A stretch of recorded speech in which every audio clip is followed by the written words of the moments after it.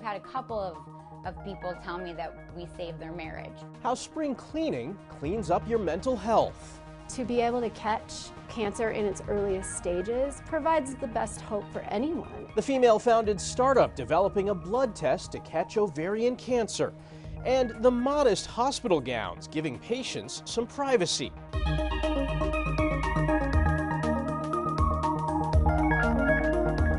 Welcome to Eye on Health, where we focus on stories that affect your physical and mental well-being. I'm Michael George.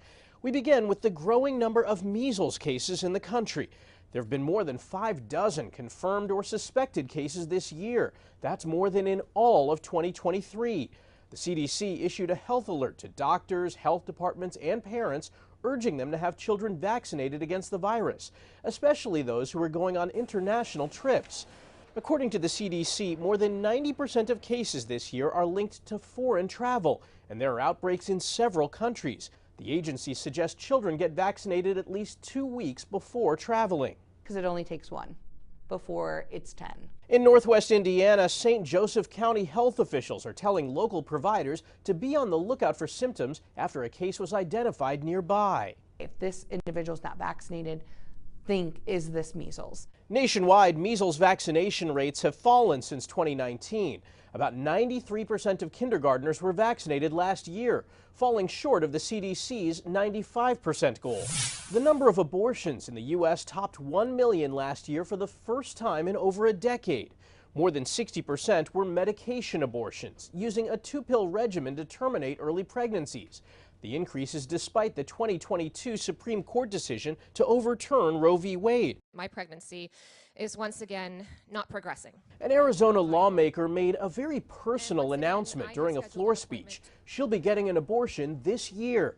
Democratic State Senator Eva Birch is sharing her story to emphasize how the state's abortion law impacts the real world. I was told that there were alternatives to abortion, parenting or adoption among them, as if delivering a healthy baby is an option for me. It is not.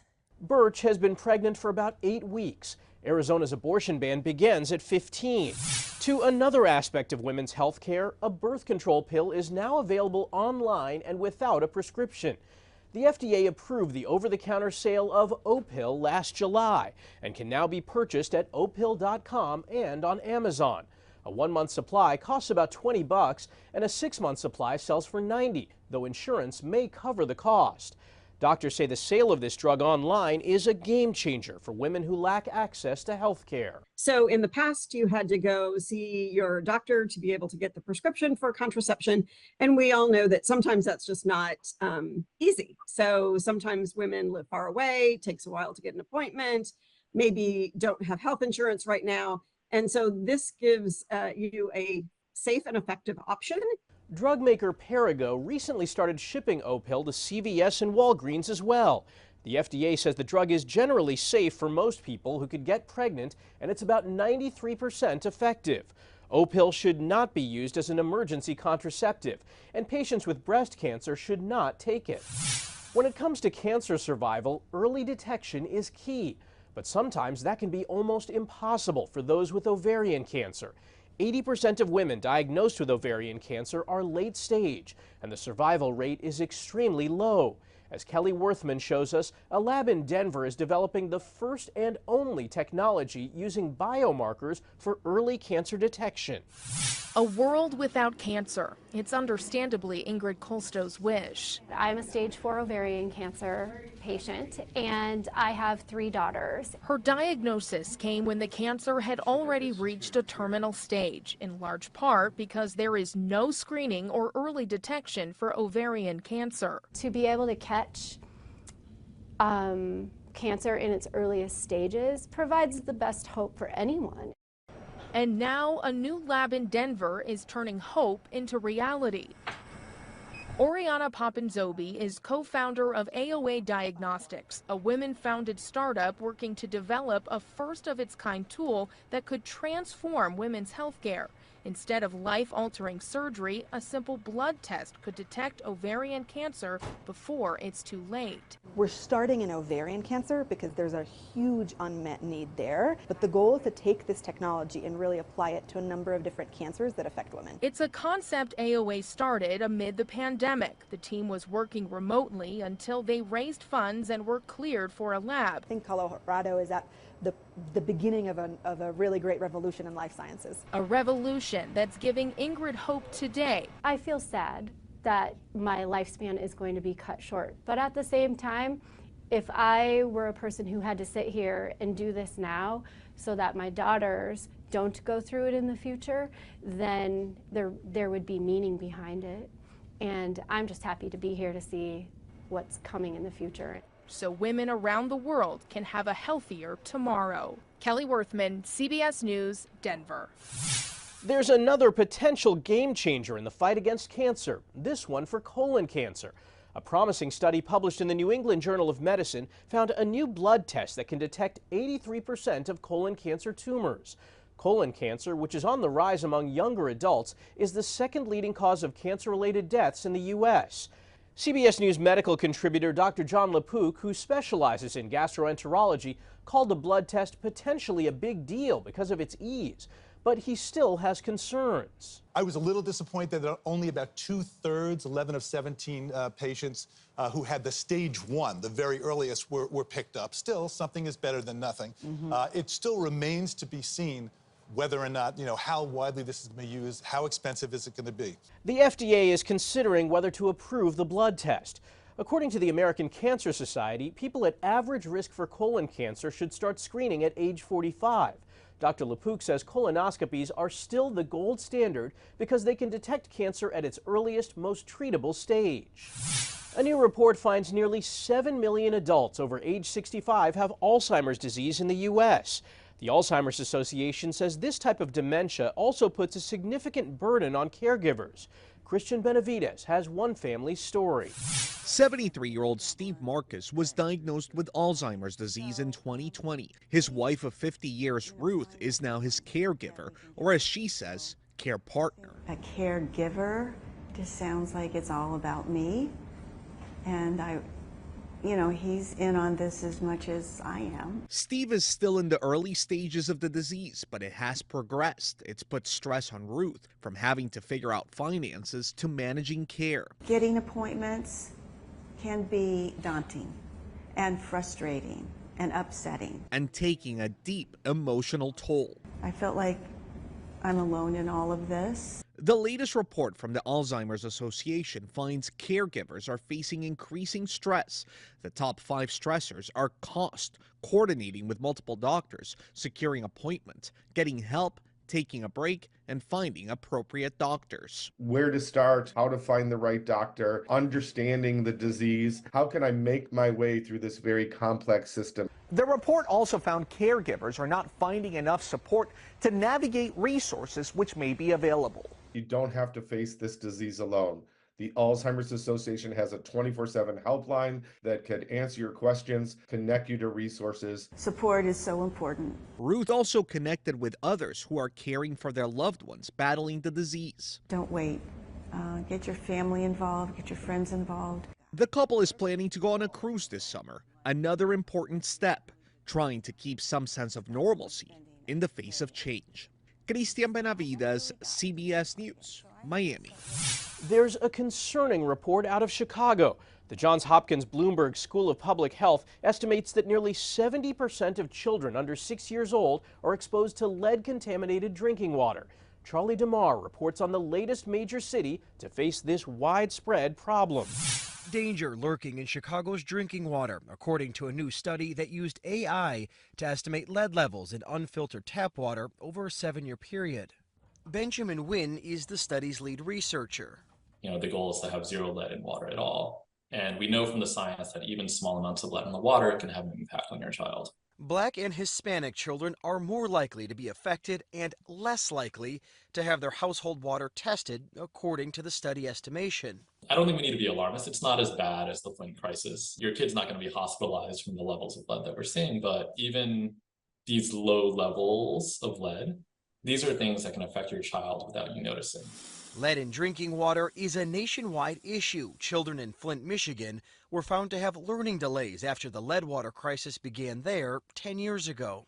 Chicago's Department of Water Management told CBS News it has an issue with the study's methodology, saying its results only indicated whether there is a lead service line, not routine exposure. The Biden administration has vowed to remove all lead pipes nationwide. Here in Chicago, the Department of Water Management says it's already introduced programs to remove the city's 400,000 lead service lines, and it offers residents with free water testing. Charlie DeMar, CBS News, Chicago.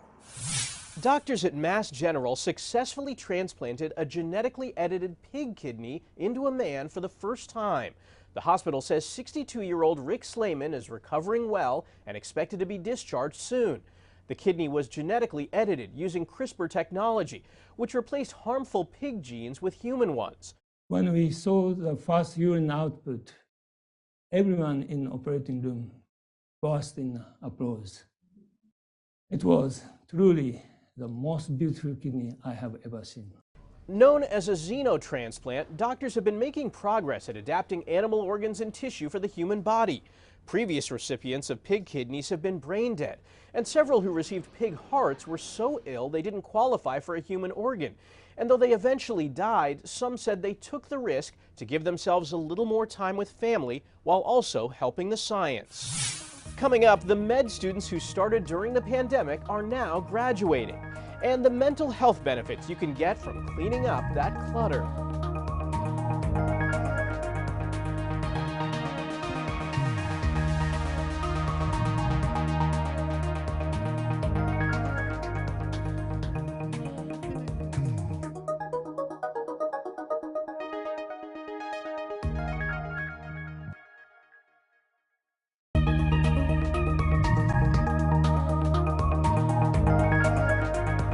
Welcome back. Spring cleaning is a rite of the season for many, a time to tidy up and get your house organized. And there's evidence it could not only improve your home, but also your mental health. Bradley Blackburn explains. This is a bedroom of a 4-year-old girl. Sarah Lasansi and Emily Raniger are the organizing duo behind Shelfie, a New York company that's been helping transform spaces for nearly a decade. She can come home from school and hang her backpacks up because it's low enough. They fixed this space for 4-year-old Sophia after her mom, Kendra, realized clutter was causing stress for the whole family. It was getting to the point that I was starting to feel just wildly stressed out. Shelfie reworked the master closet and the bathroom too. They've seen how order in a home I've had a couple of people tell me that we saved their marriage. Can have ripple effects for the mind and body. There are also those like huge physical health benefits that I don't think people really think about when they're thinking about like, oh, I need to organize my closet. Now I'm going to sleep better. Studies have shown that in general, when women walk into messy environments, their cortisol levels spike. Dr. Daniel Levitin is a neuroscientist who's written about reducing mental clutter. Cortisol also shuts down your libido, your digestive system, and your immune system. He says one key is making physical surroundings work for you. Mental clutter and physical clutter in the environment, and they're certainly related, but different people relate them more tightly or loosely. This needs to be the place that is a place for relaxation and just peace. And that's really what it did for us. If you crave order, experts say you can start small. Pick one drawer, pick one little area that you're going to focus on. It could lead to real benefits for your health. Bradley Blackburn, CBS News, New York. 3, 2, 1. These are medical students at Columbia University finding out where they'll be doing their residencies. This class of graduates has an especially interesting perspective on the medical world because they started in 2020 at the height of the COVID-19 pandemic. We sat down with Columbia's 2024 class president, Amir Hassan, to find out what he learned from the experience and what he hopes to bring to medicine. Thanks so much for talking with us. I want to get a sense of your medical journey. You started school right in the midst of COVID. Tell me about that. Yeah, that's absolutely correct. I think when you follow your passion and when you think you're responding to a call to serve humanity, you don't really expect it to start virtual or to start on a Zoom box. I think the story is pretty similar probably with the rest of my class here at Columbia University. I think we were excited to develop like in-person connections, learn from mentors and previous doctors and physicians, but the process of doing all of that in the middle of the pandemic was really altered, I would say. For example, rather than learning in person in the high-tech sim centers downstairs of this building, a lot of us had to learn some basic skills on YouTube and by watching others on Zoom, which is really unfortunate. I think that a lot of the disconnect between med student to med student or med student and doctor, as well as med student to patient, ultimately led to higher rates of burnout at earlier phases of medical school. On the flip side of that, are there advantages to going through what you guys went through? Do you have a perspective that maybe other generations didn't have? Yeah, that's actually a really good question. I think some people liken our experience to that of trainees during the HIV epidemic in the 1980s and 1990s. I hope we aren't known as the COVID generation, but like you suggested, in a lot of ways, the main strength, I think, is being exposed to and being a witness to what happens when an epidemic hits a vulnerable community.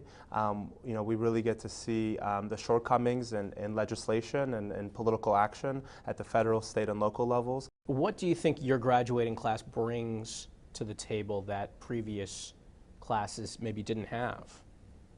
Yeah, I think the most important thing really is having been witness to a lot of the grotesque racial and social injustices that exacerbated the pandemic for particular communities in New York City. I think if we had just experienced medical school like any other class would have, maybe we might have sort of fallen vulnerable to pursuing our own like almost self-centered interests or passions, but seeing what was happening around us either in the news and in the hospital rooms as well kind of encourages and enables you to prioritize others' well-being, especially those of underserved communities. Well, congratulations and thanks so much for joining us. We appreciate it. Yeah, thank you so much.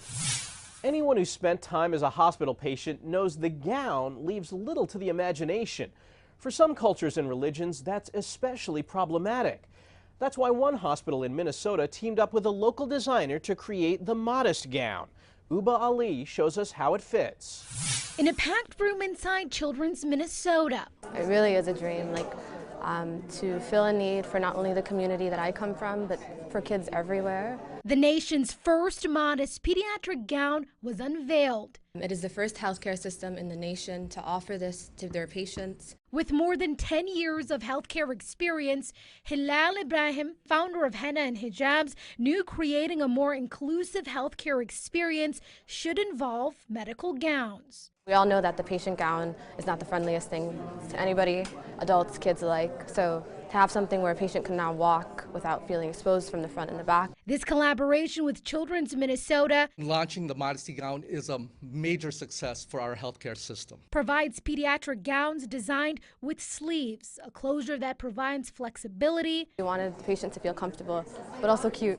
And comes with a detachable Muslim headscarf called the hijab. Very long process that was very intentional. Intentional to meet the needs of patients and providers. I hope that this gown brings joy to the children that will be wearing it. These designs were created with Muslim children in mind, but is available to all patients. Uba Ali, CBS News, Minneapolis. After the break, how this dog ended up with a job at the dentist office and the classical music program that's helping stroke patients recover.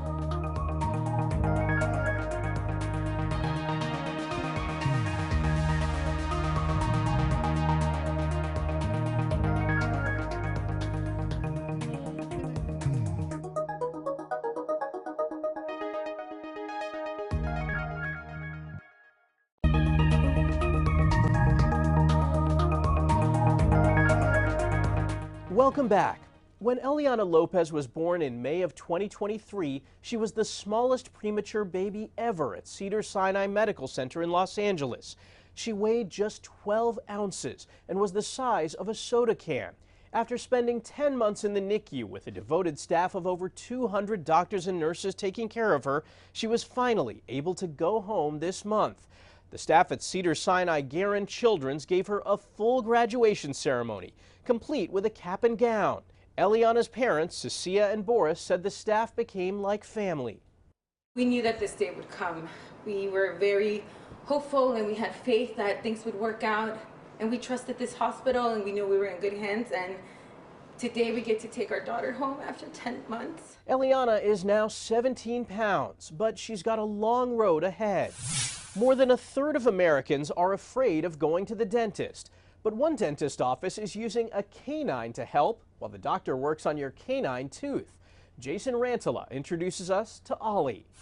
You want to go this way? At J&D Dental, in the heart of downtown Minneapolis, Should we go front? 4-year-old Ollie the Labradoodle is reporting for duty. As far as his exact position in the office, He's just so chill. it's usually right on top of patients. You're such a good boy. Yes, you are, buddy. April Klein is a dental hygienist at J&D. She first brought her dog Ollie to the office 4 years ago when her family was in for an appointment. He was just going around checking on both my 2 girls and my husband, and then he just jumped up on my husband's lap after showing a bunch of patients. Once they wanted to see pictures of Ollie, I showed them the picture of him on my husband, and they started asking if they could have the same thing. I said, absolutely. It began with just a few patient requests. Ollie now visits several a day, once a week. Today he's seeing 6 patients. Before her job in dentistry, April had assumed everyone enjoyed the dentist as much as she did. You learn really quick that this is a vulnerable spot to be in. Sometimes these patients need nitrous oxide. They need some type of sedative to actually get through their appointment. He provides a canine drug. Yep. It's really comforting to have Ollie here for sure. With visits every 4 months, it's safe to say Colin Campbell doesn't fear the dentist's office. His appointment with Ollie today merely for the puppy cuddles. All 80 pounds of them. Feels just like a weighted blanket, so it's very comfortable. A dog so popular that even sleeping on the job Take a little nap. won't get him fired. We're just very happy that we can provide that for patients, and Ollie loves coming to work. Jason Rantala, CBS News, Minneapolis. We'll finish with an Art Meets Science program that's harnessing the power of creative group music to help those who have suffered from a stroke. Danya Backus introduces us to Strokestra. At this music collaboration, every bow stroke, trombone slide, and maraca shake is associated with rehabilitation. Since 2015, musicians from the United Kingdom's Royal Philharmonic Orchestra have conducted Strokestra, pairing up their musicians with stroke patients and others with limited mobility to use music to help them recover. You didn't even worry or think about your pain. 87-year-old Marie Garcia recently fell and broke her arm. She's had limited mobility. But on this day, it was all about the beat. They gave me drumsticks to pretend I was playing, and you just moved with the music. It was very, very relaxing and entertaining. This year, the Royal Philharmonic brought the program to the U.S. It teamed up with the University of California Irvine Health, its music students, and the Philharmonic Society of Orange County. This is a wonderful example of applying the power of music to a healing environment. Dr. Lisa Gibbs is the chief of geriatric medicine and gerontology at UCI Health. She says Strokestra helps remove social and physical barriers for stroke survivors and other patients. The brain is just a fantastic organ. We have pathways that work, maybe in a stroke pathways that don't work, but somehow music figures out how to circumvent those. Studies done in the UK show the program has physical, cognitive, social, and emotional benefits. At UCI, Strokestra hit the right notes of harnessing the power of music to bring joy and mobility. Danya Backus, CBS News, Orange, California. That's this week's Eye on Health. I'm Michael George. Thanks for joining us, and be well.